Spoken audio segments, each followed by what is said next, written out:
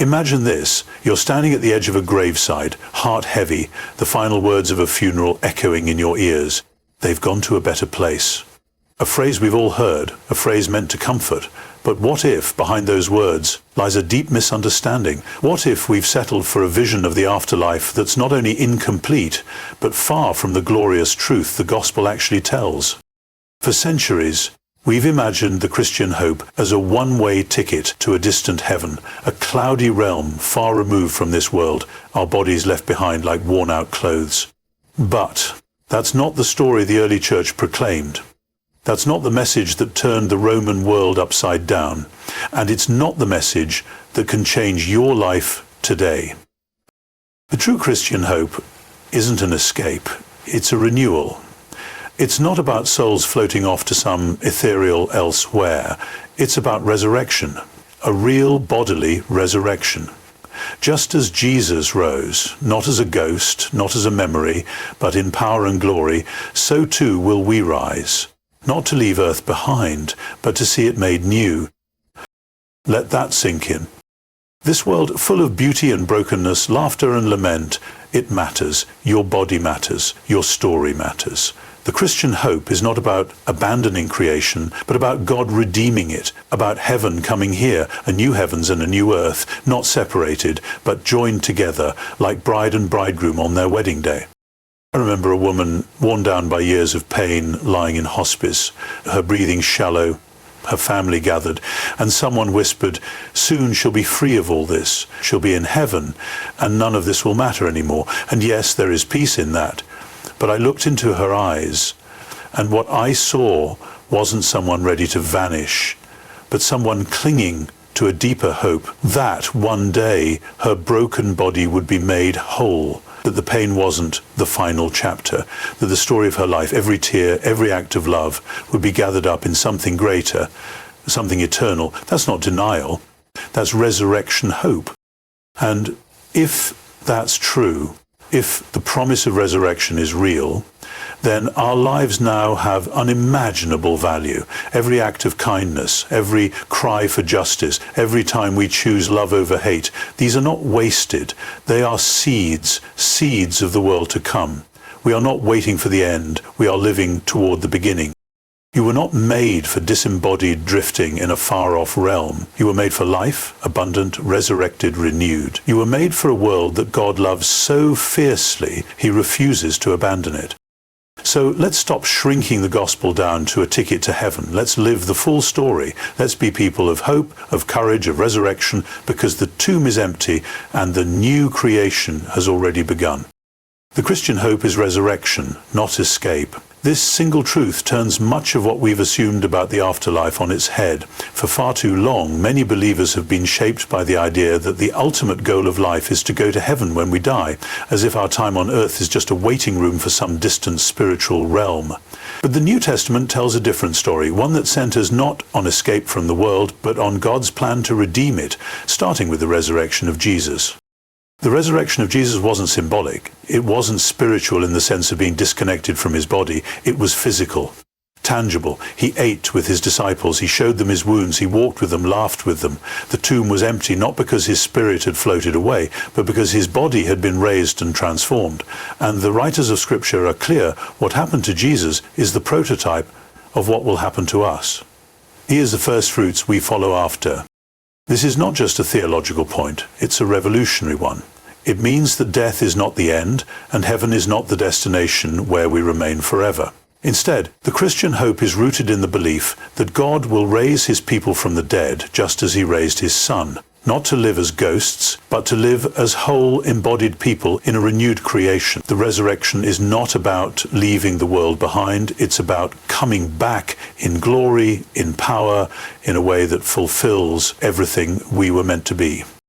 This changes how we see life here and now. If our future is resurrection, then this world matters, because it's the world God intends to restore. Our bodies matter, because they are destined for redemption, not disposal. Our stories matter, because they are part of a greater narrative that ends not in escape, but in transformation. The Christian hope doesn't teach us to despise the world while we wait for heaven. It invites us to live in this world with open eyes and open hands, participating in the redemptive work that God is already doing. This truth also speaks directly to our pain. When we lose someone we love, resurrection tells us that grief is not the last word. When our bodies break down or sickness steals our strength, resurrection whispers that healing is coming, not just temporary relief but total renewal. When the world feels too dark, resurrection reminds us that God's light will rise again, and not in some abstract metaphorical way, but in reality, in history, in flesh and blood. To hope in the resurrection is to believe that God's justice, love, and mercy will triumph over death, decay, and despair. It's to believe in a future that doesn't discard the past but fulfills it. It's not escape, it's victory. It's not the end, it's the beginning of life as it was always meant to be. Heaven and earth will be united, not separated. This truth is at the heart of the Christian story, and yet it's one of the most misunderstood. Many people picture heaven as a far-off realm, removed from earth, where we go to live forever after we die. Earth then becomes something temporary, just a place to endure before we make our escape. But that's not the vision the Bible gives us. In Scripture, the end of the story is not about going up to heaven, but about heaven coming down to earth. The final chapters of Revelation don't describe believers leaving the world behind. They describe the new Jerusalem descending. It is not people going to God. It is God making his home among his people. Behold, the voice declares, the dwelling of God is with humanity. That's not separation, that's union. That's the fulfillment of a long-anticipated promise that what was broken in Eden will be healed at last. God walking with us, not in a distant paradise, but in a renewed, restored creation. This unity of heaven and earth means that the physical and the spiritual are not enemies. They are not in competition. God made the earth and called it good. He breathed life into humanity and called us his image bearers. The story of redemption doesn't abandon creation, it reclaims it. The goal isn't to discard the earth like a failed experiment, but to renew it, to liberate it from decay, and to dwell within it once more in love and glory. When we grasp this, it shifts how we see everything. It means heaven is not just a destination, it's a reality breaking in now. It touches our world every time justice is done, every time mercy is shown, every time beauty is created, every time love conquers hate. These moments are not just glimpses of something distant, they are previews of the world to come, of heaven touching earth. It also means that the world we live in matters deeply. The trees, the oceans, the people next door, these are not disposable. They are part of God's creation that he intends to renew. Our calling, then, is not to abandon the earth, but to care for it, to steward it, to prepare it as the place where heaven and earth will meet. Jesus taught us to pray, "Your kingdom come, your will be done, on earth as it is in heaven."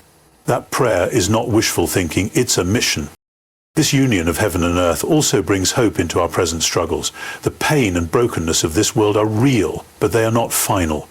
We're not waiting to be rescued from creation. We are waiting for creation to be rescued with us. And when that happens, when heaven and earth are fully joined, the glory of God will fill every corner of the cosmos, and all things will be made new. That is the Christian vision, not separation but reunion, not escape but embrace, heaven and earth finally one. Our bodies and this world deeply matter to God. This is a foundational truth that often gets lost beneath centuries of spiritualized thinking. Many of us have been taught, explicitly or implicitly, that the physical is somehow lesser than the spiritual, that our bodies are temporary shells, and that the material world is just a stage for a greater, disembodied eternity.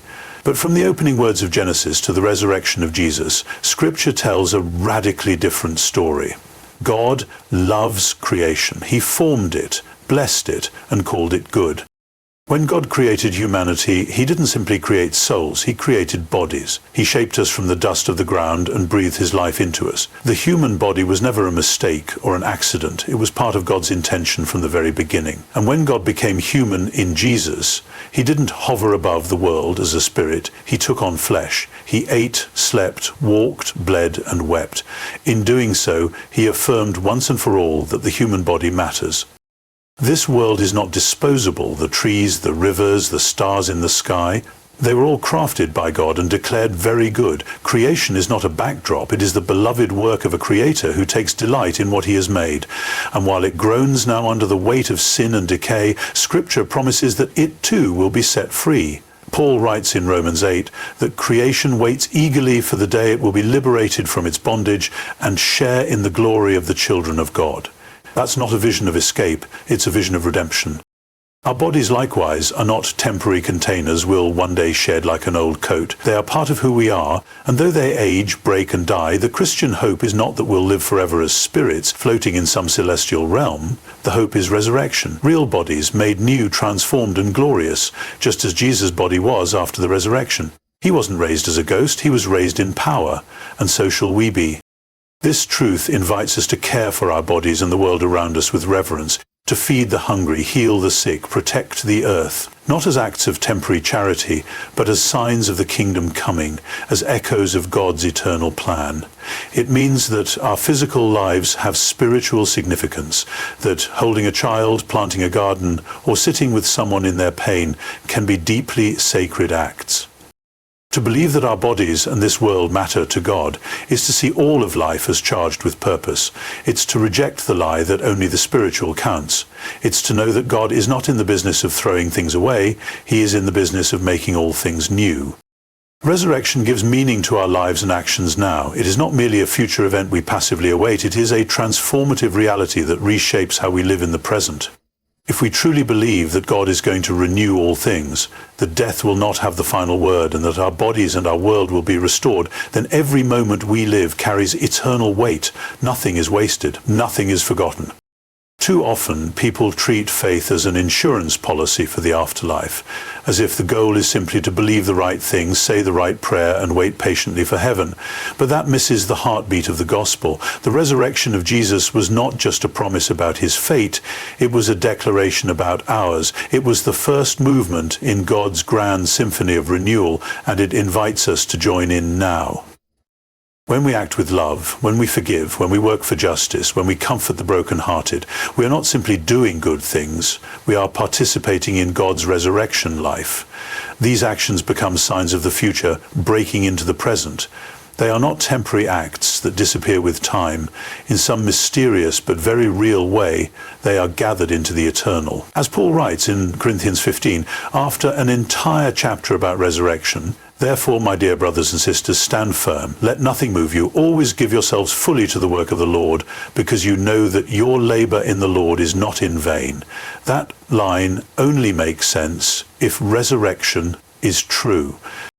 If death is the end, then our love, our creativity, our sacrifice, they all vanish eventually. But if resurrection is coming, then everything done in love will last. Every tear wiped away, every injustice resisted, every lonely person embraced, every hungry person fed. These become echoes of God's future that begin here and now. They're not just good deeds, they're resurrection seeds. This truth should fill us with courage. In a world where so much feels futile, where violence, greed and despair seem to win the day, resurrection insists that the story isn't over, that beauty will outlast brutality, that light will overcome the darkness, and so we keep going. We forgive again, we build again, we love again, because resurrection means our choices now are not lost to time. They are part of what God is doing to restore all things. It also means that our lives matter far more than we think. Your job, your relationships, your efforts to be faithful in small things, they matter. The resurrection declares that the everyday is not ordinary. It is a battleground of hope. It is holy ground. To live with the hope of resurrection is to see with new eyes. To live like what we do today will echo into eternity, because in Christ it will.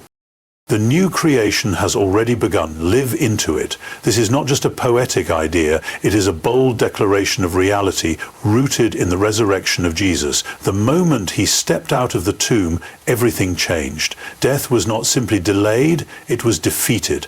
And with that victory, the new world God had promised didn't just remain in the future, it broke into the present. Too many people live their faith as if they're waiting for something to start, as if all the good, all the joy, all the redemption is on hold until some final trumpet sounds. But Scripture tells us that the new creation is not only a destination, it's a reality that has already been launched in Jesus. Paul says, if anyone is in Christ, the new creation has come, not will come, has come. That means the future is already touching down in the present, like dawn breaking before the sun fully rises. When Jesus rose, he didn't just promise that one day things would be better. He inaugurated a new era. His resurrection body was not a return to the old way of being, but the first sign of the world to come. He was the seed of new creation, and from that seed the church was born. A people called to live now as citizens of the kingdom that is coming, yet already here. This changes everything about how we live, how we see the world, and how we understand our purpose.